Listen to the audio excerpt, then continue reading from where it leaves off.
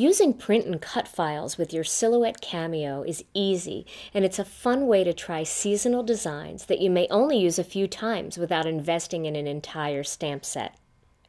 The new Create a Cauldron print and cut file by Melanie Menchinger coordinates with her new Basket Editions 3 stamp set and allows you to expand upon her basket line in a whole new way. Let's start with the printing and cutting part of this project, and then we'll go on to complete the card. After I downloaded the Create a Cauldron digital print and cut file for the Cameo, I opened it up in my Silhouette Studio software. And so, as you can see on the screen, you have the picture of the stamp set, the digital stamp set, and then you also have the red cut lines that are going around the outside. So what I want to do first is I want to have my computer hooked up to my printer. And my first step is to load a piece of 80-pound Gina K Designs Pure Luxury cardstock into my printer. This is my inkjet color printer.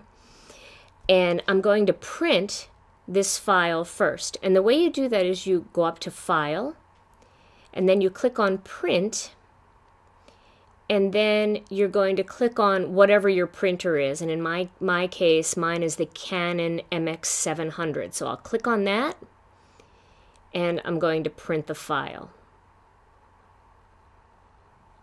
Now you can see my printer printed out the Create a Cauldron stamp set, but it also printed out a couple of interesting things. You're going to see a square box at the top, and then you're going to see two little L's in each corner here. Those are called registration marks. And what those do is those allow the Cameo to find where they're going to cut this out. So I'm going to lay this down on my mat.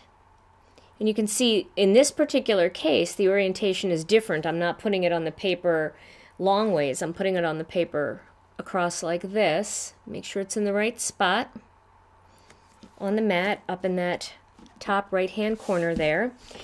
And then I'm going to load this into my Cameo. I'm going to just open the lid and make sure I've got it loaded in the right spot. Okay.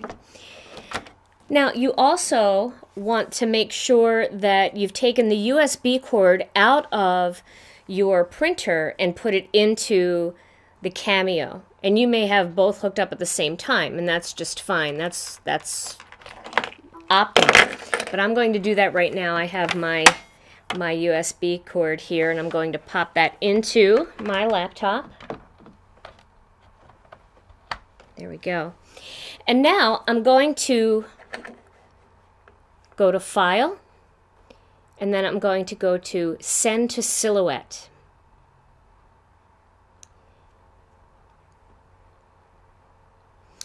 Now, you'll see up at the top corner here, it says you have opted to use registration marks for print and cut jobs. If you've not already printed your drawing, print it now. Well, we've already printed it. So now we're going to click here, and we're going to skip the printing part because we've already done that. Now we have the rollers set, and we're going to place the page onto the cutting mat. We've already done that. And then we're going to hit Continue. And then we're going to click on Detect Automatically for the question, Detect Registration Marks Before Cutting. We want it to find the registration marks first. So click on that, and it's going to look for the registration marks. And you'll see it doing some funny things. It's going to go in and out a couple times there.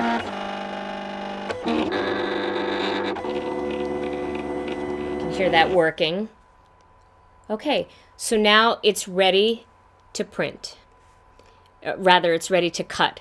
So we've got everything else set the way we always do for cutting on our cardstock, and we're going to click on the cut button. And that is going to cut this file.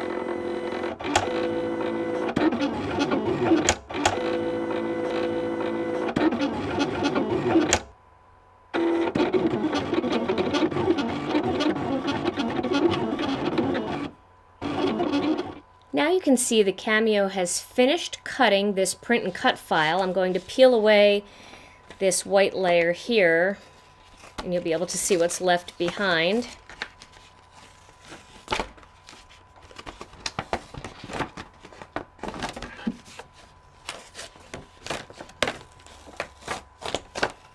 See how nicely that's cut. And I can pull these pieces off. There's the cauldron that I'm going to use. I'm going to use the What's Brewing words, and I'm going to use these little bubbles, so I'll pull those off too. And these other pieces I'm not going to use. Now I could have opted to clear those off of the page before I cut, but it was just those two little images in the center, so it didn't seem like it was worth taking them off the mat or taking them off the project, and I can maybe use them for something else. So now I have my pieces all here ready to use for my project. Now the next thing I'm going to do is I'm going to load in another piece of cardstock, and I'm just going to load a little scrap piece here onto my mat because I'm only going to cut out two shapes. Let me load that mat into the Cameo. And then we're going to go back over to the computer. Now I'm going to open up a new file here. I'm going to click on File, Open, and this one is actually on my removable drive. And this is the new Basket Editions 3 cut file. Now you can see there are a lot of different parts to this particular cut file. I'm going to click on all the ones that I don't want and just delete them. This one I'm just going to move up to the top because I want this one and I want this one.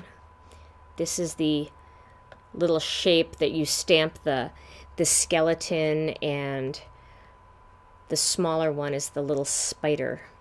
So as you can see, I'm just clicking on each of these and then I'm hitting the delete button, and that's going to remove all of these designs that I don't want to cut.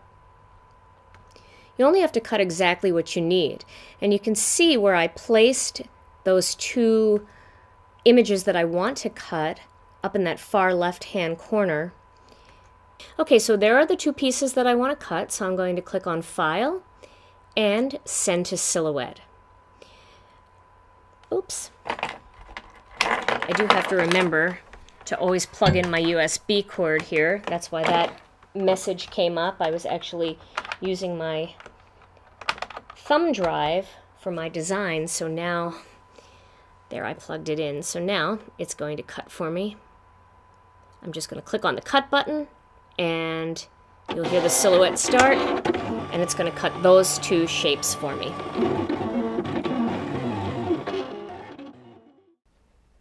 And now you can see that the silhouette cut these two pieces for me, and these are the pieces that I'm going to use on my project. Now that I have my little pieces that I'm going to stamp on, I'm going to grab some Memento Tuxedo Black ink and the little image with the skeleton, ghost, and pumpkin, and stamp that onto this little cut file that I just cut using the Cameo. And these are pretty easy to line up using the clear stamps, but it's also pretty easy to use the rubber stamp set too, because the rubber stamps are cut out in the same shape as the image itself, so all you have to do is line those two parts up together, and it's pretty easy to do. So there, now I have that little image. I'm also going to stamp the spider, and I want to make sure I have this turned the right way. You might want to just test it out first by making sure that you've got it flipped over on the right side before you stamp on it. Let me grab that black ink pad again and ink up this cute little spider. I never thought spiders were cute until I saw this little guy. He's really cute. Okay, so now I have the spider and the little group of ghoulish creatures there. Now I'm going to grab that cauldron and I'm going to color it in with some Copic marker. The color that I'm going to use is C5, and that's Cool Gray number 5. And I'm going to use the original marker, but you can use sketch markers or chow markers, whatever you have. I'm just going to color the whole thing in. Now, I'm not going to worry too much about perfect shading or anything like that because I actually want this to look a little bit distressed and a little bit, I don't know, not so even because it's like an old cauldron, and so I'm not going to worry too much about getting perfect coverage.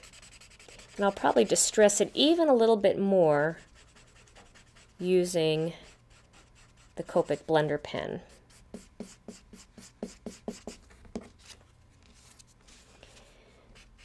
Just take a couple minutes to color this in. Now you can color yours in any color that you want. You can use black, you can be a little bit more daring and exciting and use a bright purple or an orange. Another fun thing to do with this is to actually print it not just on the white cardstock, but you could print it on some pattern paper too, and then you could do some paper piecing with it and have your cauldron done in some bright, fun Halloween designer paper or autumn designer paper, depending on exactly how scary you want your card to look. I'm just going to color in these little parts here and the feet of the cauldron. Then I'm going to go back over the whole thing with my colorless blender pen and just kind of rub it all over just to create even more of a rustic looking texture. Just pulling some color off, kind of beating it up a little bit. There we go. I'm also going to go back to that same gray marker and I'm going to color a little bit of the pumpkin. I'm going to color his little band to his hat here in that same gray.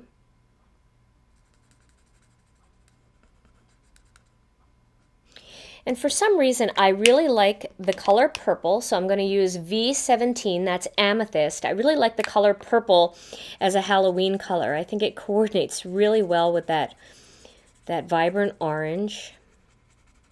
So I'm going to make the hat purple.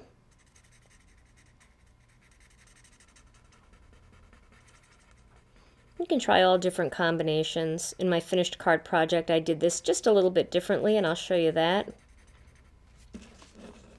But I wanted to try it this way, too.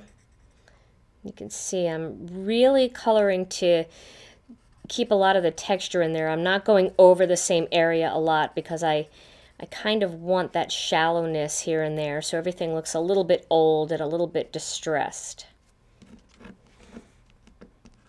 Okay, and now I think I'm going to make an orange buckle. Let me use the thin side. The orange that I'm using is the YR04, and that's chrome orange. I'm going to color the buckle, and then the whole pumpkin is going to get colored like that too.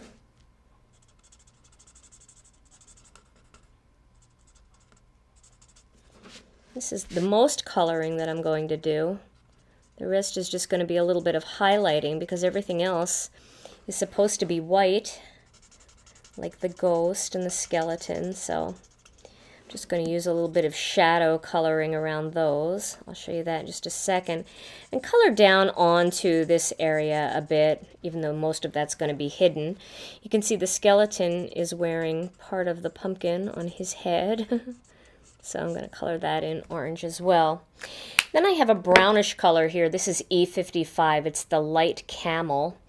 I'm going to color just the top of the little piece of pumpkin there as if it was just dry and the way you would see them out in the field when they're ready to be picked. And then I'm going to add some of the BG10, and that's Cool Shadow. I'm going to add that just around the head of the skeleton and the jaw and around the ghost. Even though you don't see a whole lot of color there, it's just a nice glow it gives it. You can color in some of the bones here if you want. But there, I've added just a little bit of color to those guys. Okay, now I'm going to cut this little top off of this cauldron because I want this part of the image to butt right up against the little guys that are sticking out. And just to smooth that out, I'm just going to trim off the little points there that the cameo left behind there. All right. Now, to make these guys look like they're simmering inside this pot, I'm going to put the pot right over them and just go up onto them just a little bit. I am going to fill in his eyes with that C5, that cool shadow, that cool gray, and his nose there. I think that needs a little bit of color there. Okay, and the way I'm going to do this is I'm going to add a little bit of tape to the back of the cauldron and then position it exactly the way I want it so that all that rough edge is covered up by the cauldron. And these guys are just peeking out. There we go. So now I have my cauldron. Now I do like the What's Brewing little greeting here that Melanie created in that print and cut file, but I want to distress it a little bit, so I'm going to use some gray flannel ink and a sponge dauber. I'm just going to go around the whole outside. And even though we're putting gray on gray, you'll see where I'm going to position this greeting. It's a little bit of a different color gray, so it will pop out and you'll be able to see it, but it'll make the words look like they're glowing. I'm going to lay that right onto the cauldron like that.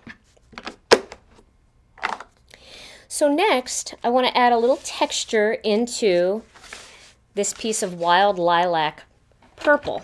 I'm going to do that with my Cuttlebug, and I need an A plate and a B plate. And then I'm going to use the Forest Branches Cuttlebug folder. This has a nice kind of creepy look when, when it's put with a Halloween image. So I'll run that through, and this will give my background some interesting texture.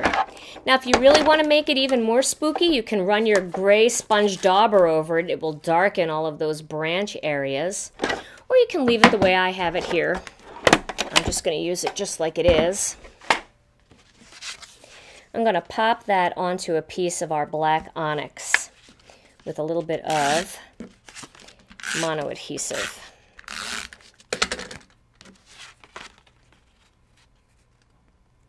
All right, there we go. And then I'm going to apply my focal image, my cauldron, right in the center of all of that, again with some mono adhesive. And this is going to go right onto that textured paper.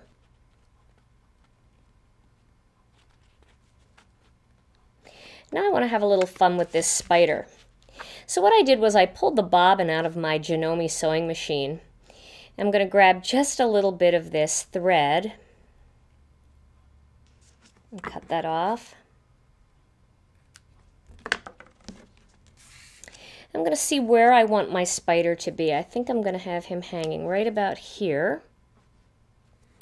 So let's put a little bit of tape on the back, and then I'm going to stick that thread right to the tape and just press down on it there. And this is going to make him look like he's hanging from a cobweb or a spider web. All right, and there I have that in the center. And now I'm just going to pull that around the back here. I guess I didn't need quite so much thread, but add a little bit of tape there and stick it down onto the tape and then just trim away that excess. So now my little spider is hanging from a thread. Isn't that cute? And I'm going to add my bubbles from the cauldron. Again, using some mono adhesive, and you can color those in. On my finished card project, I colored it in with that BG10, that cool shadow, and you can do that, or you can make them gray, or you can make them kind of a creepy orange, whatever you like. And then, to finish it off here, I want to add the What's Brewing, but I want to pop the words up a little bit to give the whole card a little bit of dimension in the center. And my eye will be drawn to that greeting. And you know what I like about this card is it doesn't really say Happy Halloween or anything like that.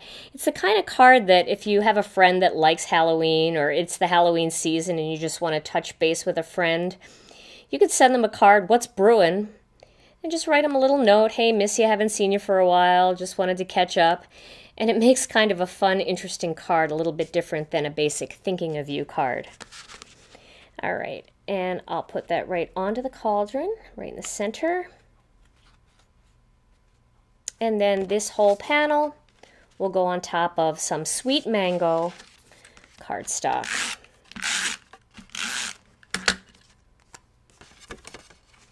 There we go. Like that. And there's my finished card. And here's the one I made a little bit earlier. You can take a look at this one. Same thing. I just did a little bit of a different pattern here. You can see I did orange on the buckle here and here.